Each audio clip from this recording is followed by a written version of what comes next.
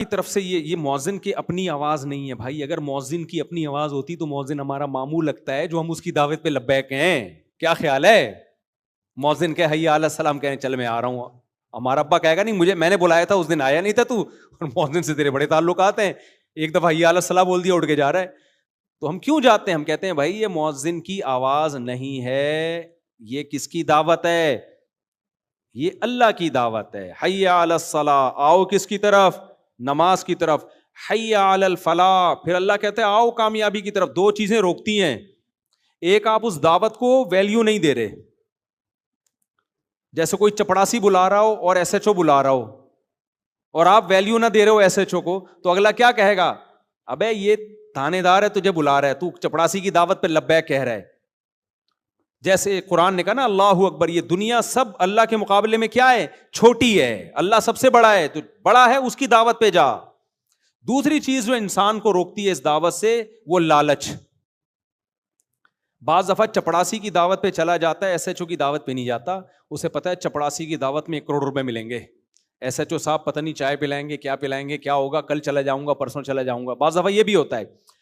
تو نماز میں بھی جب اللہ اذان میں ہمیں بلاتے ہیں نا حی علی الصلاۃ, آؤ نماز کی طرف, تو ہمیں اللہ اکبر سے یہ تو پتہ چل گیا کہ اللہ سب سے بڑا ہے بھائی. اب دکان چھوٹی, باقی تمام چیزیں چھوٹی, سب سے بڑا کون؟ اللہ. لیکن شیطان کہہ سکتا ہے بھائی اللہ بڑا تو ہے لیکن ملے گا کیا وہاں جا کے؟ دکان پہ بیٹھا رہے گا, بے شک چھوٹی ہے, کسٹمر بھی تو ہے نا, پیسہ بھی تو ہے, کوئی بات نہیں, چھوٹے کی دعوت پہ لبیک کہہ لو, پیسہ مل رہا ہے. بڑے کی دعوت پہ لبیک کہو گے, مسجد جاؤ گے, امام صاحب چندہ ہی مانگ لیں گے اور تو کچھ بھی نہیں ہوگا. کوئی 50 روپے بھی نہیں ملیں گے, فجر پڑھ کے, ظہر پڑھ کے, عصر پڑھ کے, تو خالی پیلی کچھ بھی حاصل ہونے والا نہیں ہے. ادھر نماز چھوڑوں گا تو ڈرامہ پورا چلے گا میرا, ٹھیک ہے نا, کرکٹ کا میچ آ رہا ہے, آخری چھکا چل رہا ہے, آخری بال چل رہی ہے, کیسے جذبات ہیں یار, یہ سین رہ جائے گا, انڈیا پاکستان کا میچ ہے, بعد میں لوگوں کے بتانے میں وہ مزہ تھوڑی آئے گا.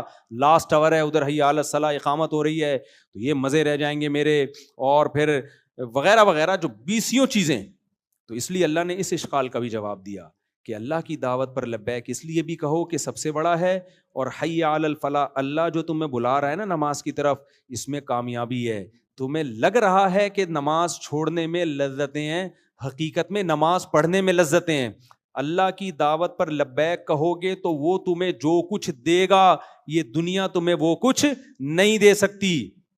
مالا عین الرات, وہ کچھ ملے گا جو نہ کسی آنکھ نے دیکھا, ولا اذن سمعت, نہ جو نہ کسی کان نے سنا, ولا خطر علی قلب بشر, کسی انسان کے دل میں ان لذتوں کا خیال بھی نہیں آ سکتا. آپ سوچنا شروع کرو نا جنت کے عیش کو, تو سوچتے سوچتے جو آپ کی انتہا ہوگی نا, جنت اس سے آگے سے شروع ہوگی.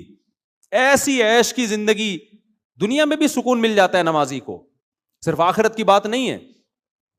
تو اس لیے اللہ نے فرمایا چھوٹی کامیابی نہیں, فلاح کہتے ہیں بہت بڑی کامیابی, حی علی الفلاح.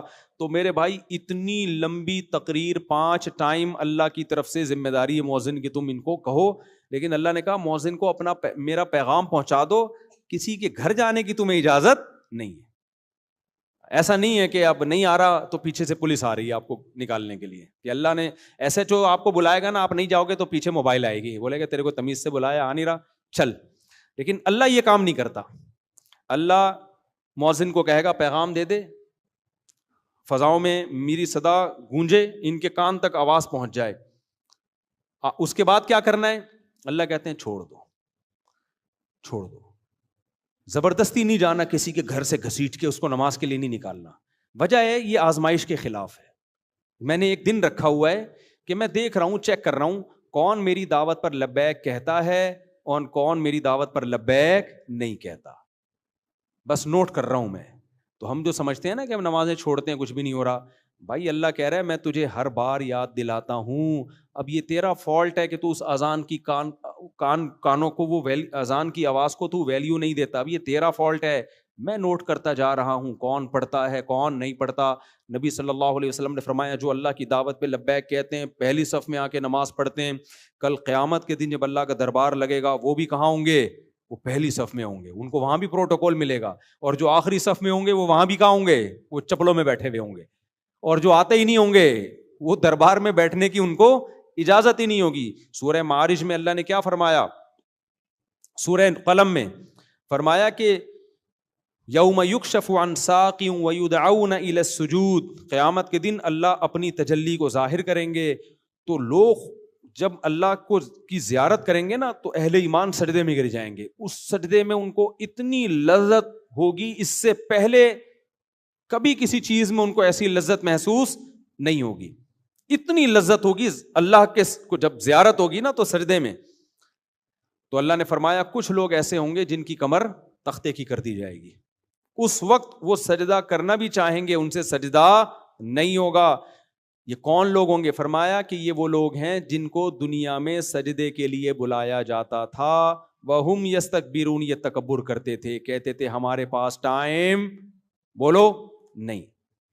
کہتے تھے یہ تو مولویوں کا کام ہے جو فارغ ہیں، یہ تو فضول لوگوں کا کام ہے، جو بالکل فارغ لوگوں کا کام ہے. ہم تو بھائی بیزی لوگ ہیں، ہم یہ تھوڑی کہ 5 ٹائم اٹھک بیٹھک کرتے رہے مسجدوں میں جا کے.